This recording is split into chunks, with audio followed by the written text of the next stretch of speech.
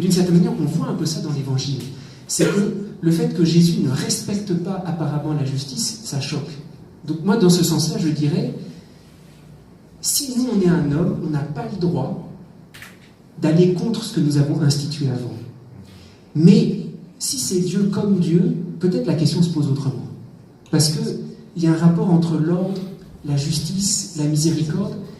Et je crois que c'est les paraboles qui nous montrent ça, où il y a des moments où Dieu télescope tout, parce qu'il agit comme Dieu. Le plus frappant, c'est la parabole de l'enfant prodigue.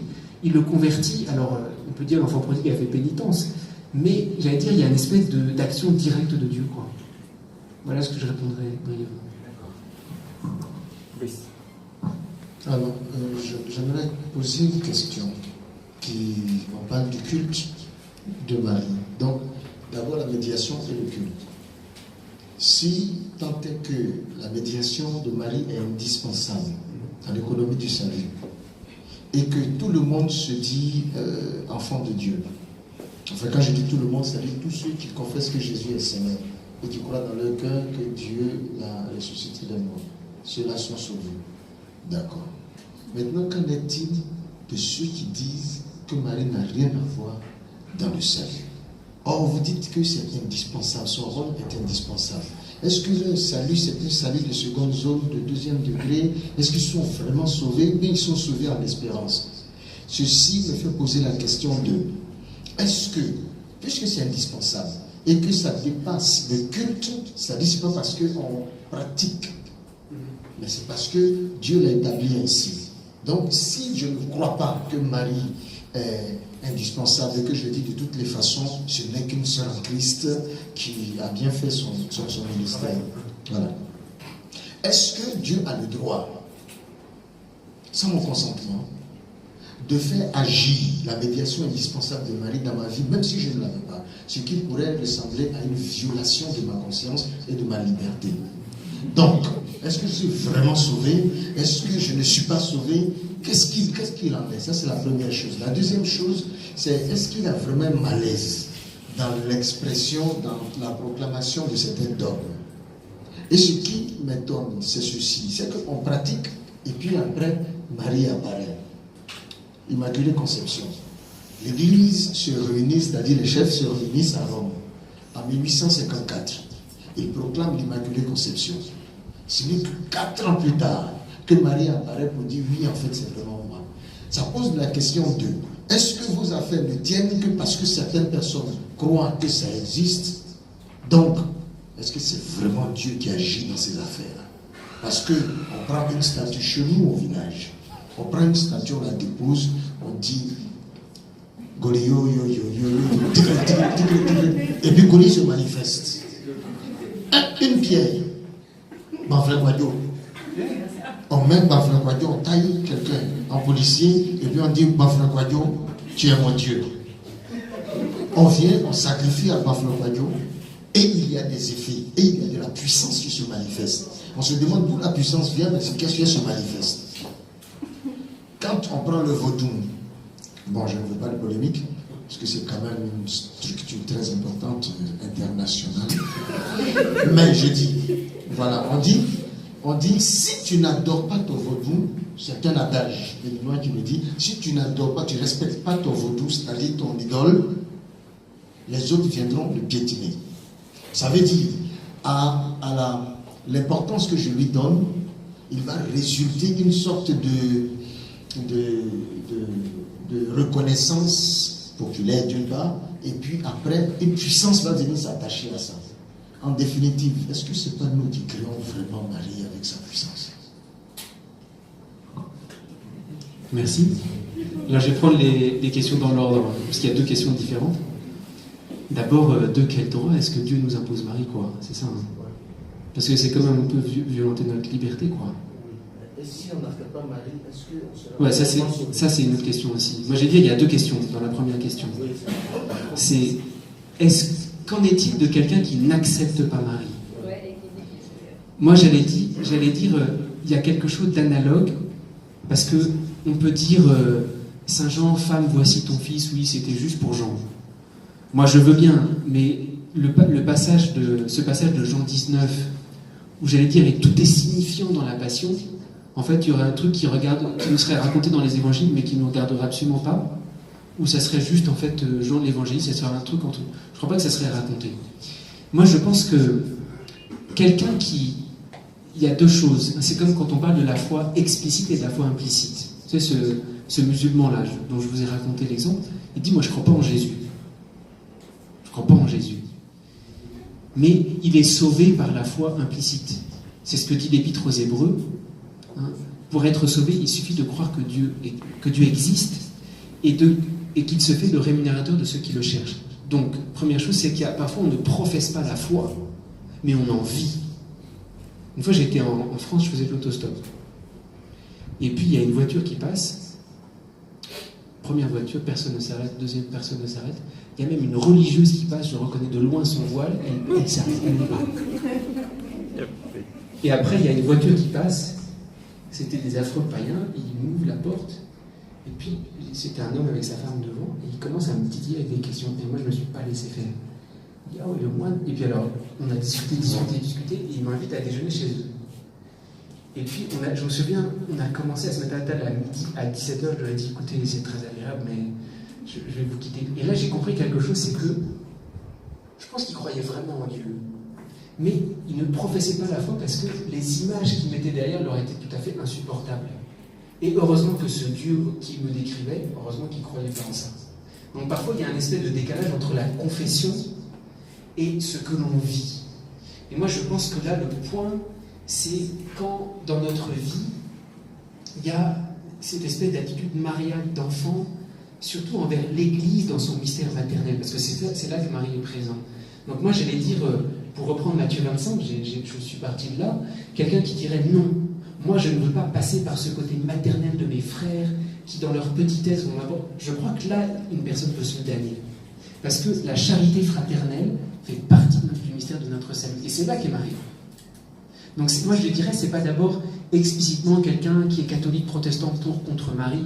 C'est pas là où ça se joue. Je veux dire, c'est existentiellement dans sa vie où il y a un moment où il accepte la médiation de son frère en chair et en os, qui est une pauvre petite créature, et pourtant c'est là que Jésus passe. C'est d'abord ça le mystère de Marie. C'est une pauvre petite créature qui n'est pas un ange, mais Jésus veut passer par là. Et là, je pense qu'il y a un point, effectivement, où on peut se perdre. Parce que, et donc je dirais, c'est pas la confession explicite à travers la bouche, hein, mais il y a effectivement un point qui touche notre salut et qui touche notre perdition. C'est très étonnant que Matthieu 25, Jésus dit, est-ce que c'est pas moi est-ce que vous m'acceptez ou non dans la foi? Mais c'est à travers la médiation du corps mystique de l'Église. Et là, je pense qu'il y a des attitudes où on voit qu'on ne veut pas être sauvé par notre frère. On ne veut pas être sauvé, on veut juste être sauvé par Jésus seul. Et là on peut se perdre. Comme dit Jésus, mais c'est là que j'étais, et c'est moi qui étais venu, c'est moi que j'étais. Donc ça, c'est moi je dirais la première réponse, c'est que il y a effectivement un lieu où se joue salut et perdition, à savoir que c'est pas seulement une médiation de surabondance, tant mieux si on la prend, et puis si on ne prend pas Marie, après tout, c'est pas grave. Oui, peut-être dans la confession de foi, je veux dire, quelqu'un qui ne prie pas Marie, ok, il n'y a peut-être pas cette gravité, mais dans la manière dont il vit du salut à travers ses frères et à travers quelque chose d'une présence maternelle dans la petitesse qu'il vient de chercher, là je crois que ça touche le salut. Ensuite, qu'est-ce qui prend à Dieu de vouloir nous imposer ça? Alors si on prend les choses dans l'ordre, ça serait aussi une vaste question, mais ce qui est assez que souvent on dit que le rapport entre Dieu et nous, c'est d'abord un rapport de liberté. Alors je crois que c'est très très faux. C'est que quand Dieu débarque dans notre vie, il nous rend libres, mais le rapport entre Dieu et nous n'est pas d'abord un rapport de liberté. Et notamment avec Marie elle-même, quand l'ange apparaît à Marie, l'ange, au début de l'évangile de Saint Luc, ne dit pas à Marie, écoute, voilà, je viens de la cour céleste là-haut, il y a eu une petite réunion, hein, et puis les trois, nous on est les anges de la face, on est juste un peu extérieur, mais les trois se sont réunis, ils ont beaucoup discuté, et ils ont pensé à toi. Que penses-tu si jamais on passait par toi pour l'incarnation du Fils? On voudrait avoir ton avis, et je retourne dire au conseil là-haut ta réponse. C'est pas ça. L'ange Gabriel lui a dit, voici que tu vas concevoir et enfanter un fils. Il dit même pas, est-ce que tu veux bien? Parce que parfois, vous savez, dans l'église, on dit oui, c'est le consentement de Marie. Mais l'ange ne lui a pas dit, il lui a jamais demandé son avis. Hein. Il dit voici que tu vas concevoir et enfanter un fils. C'est une parole prophétique, c'est pas une parole de demande. C'est pour ça que quand Dieu débarque dans notre vie, c'est pas d'abord une question de liberté, il débarque, c'est tout. Et quand il dit à Matthieu, suis-moi, il ne dit pas des fois que tu voudrais me suivre, il dit suis-moi. Et quand, de la même manière qu'il y a Matthieu 25, il ne dit pas est-ce que vous voulez bien accepter mes frères. Il dit écoutez, c'est là que j'étais, il fallait m'accueillir, c'est tout, maintenant c'est fini. C'est pour ça que ça, c'est une question un peu plus vaste, mais d'une certaine manière, je ne veux pas dire qu'on n'est pas libre dans notre salut, mais la racine même de notre salut, c'est antérieur à notre liberté. Et je pense que c'est comme quand on tombe amoureux. Je ne sais pas que ça arrive à tout le monde ici. Tomber amoureux de quelqu'un, on ne l'a pas choisi. Et souvent, d'ailleurs, parfois ça peut être très désagréable quand c'est pas réciproque. C'est quelque chose la personne s'est invitée dans notre cœur, et parfois d'ailleurs elle ne le sait même pas, c'est ce qui est assez bizarre. Elle s'est invitée dans notre cœur, on dit mais qu'est-ce que tu fais là? Et notre cœur est pris, mais nous on n'a jamais voulu ça. C'est pour ça que les choses les plus profondes, la manière dont notre cœur est pris, c'est pas d'abord la liberté. C'est un espèce de rapport radical où en fait on est pris au-delà de nous-mêmes. Et c'est le fait d'accepter, d'entrer dans cet amour, qu'on est libéré. C'est pour ça que, d'une certaine manière, oui, Dieu il est gonflé, mais la création, il ne nous demande pas notre avis parce que la création n'existait pas. Et le salut, si vous regardez bien la manière dont Jésus débarque dans l'humanité, il n'a pas beaucoup demandé sa permission à la Vierge. Il dit, mais écoute, vous savez, moi ça m'est arrivé une fois, moi je suis frère hôtelier. Et généralement à l'hôtellerie, parce que moi je ne suis pas la Vierge Marie, quand il y a un hôte qui vient chez vous, il appelle avant ou il arrive. Mais ça arrive plusieurs fois que vous voyez parfois le soir des gens qui débarquent avec leur sac, leur bagage, disent bonsoir mon père, je viens chez vous. Nous on dit là, on a le droit de refuser. Non, je viens chez lui. Bon. C'est un peu comme ça que Dieu fait. Voilà. C'est-à-dire qu'effectivement on peut refuser, on peut le mettre dehors, mais il vient quand même quoi. Et puis parfois même quand on le refuse, c'est l'évangile de Thomas. C'est que Thomas, ils ont verrouillé toutes les portes, c'est-à-dire que les portes sont verrouillées, les portes du cœur de Thomas sont verrouillées, et Jésus il s'en fout, il vient quand même, et il fracasse pas la porte, mais il passe à travers. Donc notre liberté, je dis pas que Dieu la respecte pas, mais il la fonde quoi. Et je pense qu'il fait un peu pareil avec Marie, c'est-à-dire quelque chose de l'excès du salut, où c'est pas une espèce de surabondance où il faudrait avoir absolument notre permission. Alors ensuite, est-ce que c'est pas nous, en fait, qui avons ça c'est la seconde question qui est très différente, est-ce que, c'est vrai, est-ce qu'on n'a pas un espèce de rapport magique où en fait, à force de vénérer Marie, la statue se met à bouger, quoi. Vous savez, moi ça m'est arrivé à l'ouest, moi ça m'a fait un peu penser à ça quand à l'ouest, j'ai un de mes frères qui est Yacouba, et il vient donc c'est près de Mans, je ne sais pas s'il y a des Yacouba dans la salle, et je peux parler, il n'y a pas de Yacouba dans la salle, même s'il y en a, je vais parler quand même. Donc il vient d'un village, moi c'est bizarre, il y a des gens qui sont plus ou moins sensibles aux choses mystiques, il y a même qu'on soit blanc, qu'on soit africain, il y a des gens qui sont plus ou moins sensibles. Moi, il y a un frère de ma communauté, je vivais dans un prieuré, il y avait une maison avec des pratiques à côté. Quand il passait, il était mal à l'aise, moi, ça me fait rien du tout. De sorte que je suis passé dans cette maison en France avec le Saint-Sacrement, j'ai béni toutes les pièces. C'était une maison avec des pratiques très bizarres. Je suis allé dans la cave, j'ai béni toutes les pièces.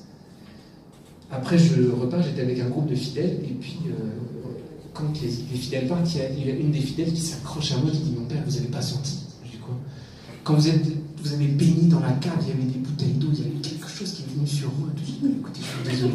Moi, je ne sens rien du tout. Alors, après, je vais dire, je vais dire la messe dans la cave de cette maison. Et puis, j'ai dit aux frères, venez avec moi quand même pour dire la messe, parce qu'il y a quand même une infestation bizarre dans cette maison. Écoute, on va te laisser y aller. Moi, j'ai dit la messe tout seul. Donc, d'expérience, je ne suis pas très sensible. Mais là, dans ce village que je ne nommerai pas, même moi j'ai senti des trucs.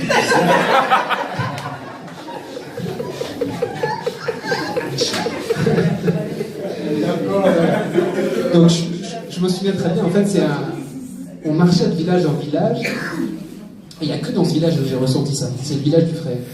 On est arrivé en procession, parce qu'on finissait la marche, on est arrivé en procession, et les gars nous regardaient donc dans la rue principale du village. Puis même un soir, il y a un des gars du village qui va voir le frère qui est originaire de ce village et dit: mais est-ce que tu portes ton habit tout le temps? Alors on fait: oui, je porte mon habit tout le temps. Il dit: ah bon, mais et on fait comment pour avoir un habit comme le tien? Il dit: non, parce que ton habit il renvoie les balles, quoi. Donc c'est vraiment un village de sorciers, quoi. Alors, c'est le seul village où en fait il n'y avait pas de chapelle. Il n'y avait pas de chapelle parce que pour faire cotiser les gars, à la quête vous avez 500 francs maximum, quoi.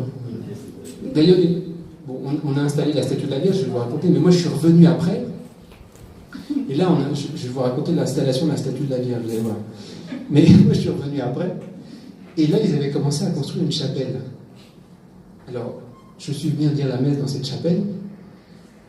Tout était normal. Je me dis: c'est bizarre, parce qu'à chaque fois que je viens dans ce village, il y a quand même des choses un petit peu curieuses, où j'ai un espèce de mal de ventre complètement insupportable, il y a des choses qui se passent. Je dis la messe, tout est calme. Et puis, je vais après la messe, on me dit: oui, il faut aller prier, il y avait tel vieux qui était malade, on commence à circuler dans le village. À ce moment-là, il y a le catéchiste qui arrive en courant qui dit: revenez à l'église, il y a un problème. Donc je reviens à la chapelle. Le problème, c'est que c'est une chapelle qui est en construction, donc on ne peut pas fermer la porte, parce qu'il n'y a pas de porte. Et dedans, il y avait alors je ne saurais pas redire exactement les mots, mais il y avait des femmes un peu en transe, quoi, dans l'église elle-même, en train de dire le chapelet. Justement, ça me fait penser à ça, parce que est-ce que la Vierge, ça ne favorise pas un peu ces choses-là, quoi.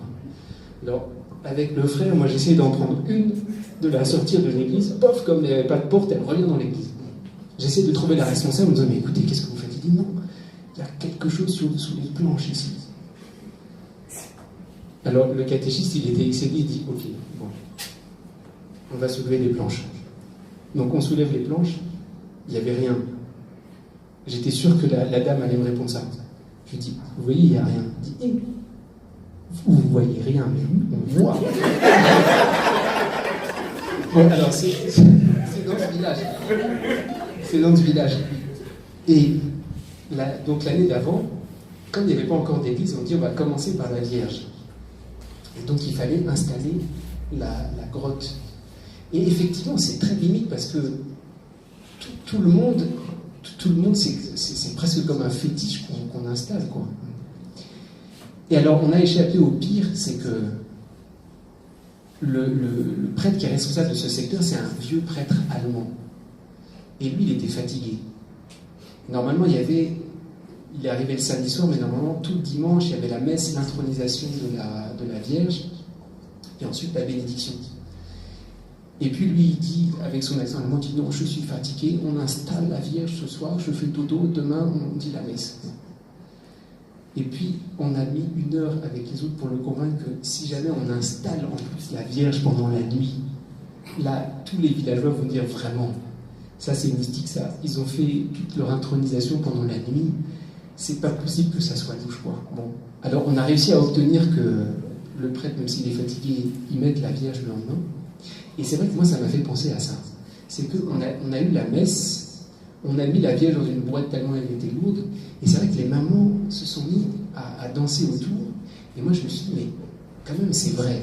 C'est un, comment dire, à la fois c'était un culte qui était touchant, parce que c'était vraiment la Vierge, mais en même temps, moi je suis assez d'accord, il y avait quelque chose, et souvent le culte de la Vierge, il peut y avoir cette ambiguïté. Donc moi je dirais, la grande question, c'est, je ne crois pas que si on veut éradiquer toute ambiguïté, parce que les cultes de la Vierge peuvent prêter à ça, peuvent prêter à une espèce de retour, à une espèce de possession un peu idolâtrique. Ça c'est tout à fait exact. En tout cas, moi je l'ai constaté ça dans ce village. La grande question qu'il faudrait se poser, c'est comment est-ce que la dévotion à la Vierge peut corriger cet aspect-là. Parce que c'est une déviation latente. Et il peut y avoir...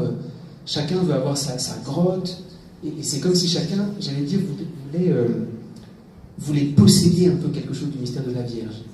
Donc moi, je nie pas ça. Je pense qu'il y a vraiment il faut être vigilant, parce qu'il y a tout à fait la possibilité, en fait, de se retrouver avec surtout une vision un peu, je dis pas de la déesse, hein, mais un peu une espèce de...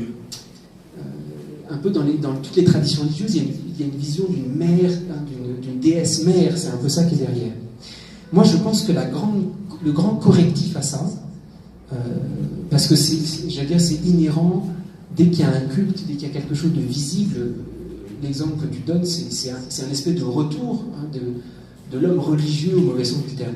Moi, je pense que là où Marie porte son propre correctif, c'est que, à la différence justement des religions où il y a une espèce de déesse mère, qui est vénérée un petit peu comme une espèce d'ange, il y a quelque chose où en fait, il y a quelque chose qui corrige, c'est que il y a quelque chose de profondément maternel avec lequel on ne peut pas tricher. Et le mystère de Marie, si elle est vraiment reçue comme une mère selon la chair et le sang, qui rejoint, j'allais dire, quelque chose de notre cœur d'enfant, c'est au-delà de ces choses-là. C'est pour ça que pour terminer l'histoire, dans ce village, en fait, il y a 2 chrétiens. Il y a 2 chrétiens dans ce village. Et le curé a réfléchi en disant, mais il faudrait un gardien de la grotte. Et en fait, il a trouvé comme... Alors, c'était pas difficile parce qu'il y avait ou le catéchiste ou bien un autre. Et puis, un autre, en fait, c'était un vieux... Je crois qu'il venait de perdre son épouse ou quelque chose comme ça. Et quand le prêtre lui a confié la grotte, il a pris « Femme, voici ton fils, voici ta mère ». Et moi, je me suis dit, c'est là le correctif. C'est qu'il y a un rapport maternel où là, on ne peut plus faire fétiche, on ne peut plus tricher. C'est-à-dire qu'il y a quelque chose qui est trop humain. Et là où la Vierge, il y a une déviation, c'est quand elle est plus humaine. Parce que ce que tu cites comme exemple, en fait, c'est le monde des esprits. Le monde des esprits, c'est quoi? C'est ce monde, justement, un monde de puissance où l'esprit intervient, l'esprit manifeste sa puissance. Alors, c'est vrai que Marie peut manifester des miracles, mais il y a quelque chose du mystère de Marie, j'allais dire, qui résiste à ça, parce que c'est trop humain. Dès qu'on idéalise Marie en faisant une espèce d'ange, ça c'est latent.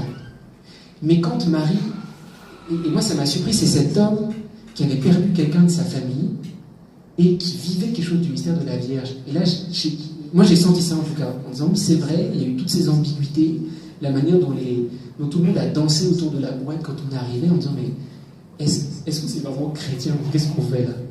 Mais quand on a confié, il y a eu quelque chose du mystère d'une mère, et le curé a très très bien prêché. Et moi je me dis, mais le correctif il est là. Donc moi je suis tout à fait d'accord, il y a ces déviations latentes, mais il y a quelque chose d'interne au mystère de Marie, qui est le fait que c'est une femme. Femme, voici ton fils, c'est pas un ange. Et dès qu'on idéalise Marie, oui, on risque ça, parce qu'en fait, c'est une statue qui représente, on pense qu'il représente une espèce de puissance angélique.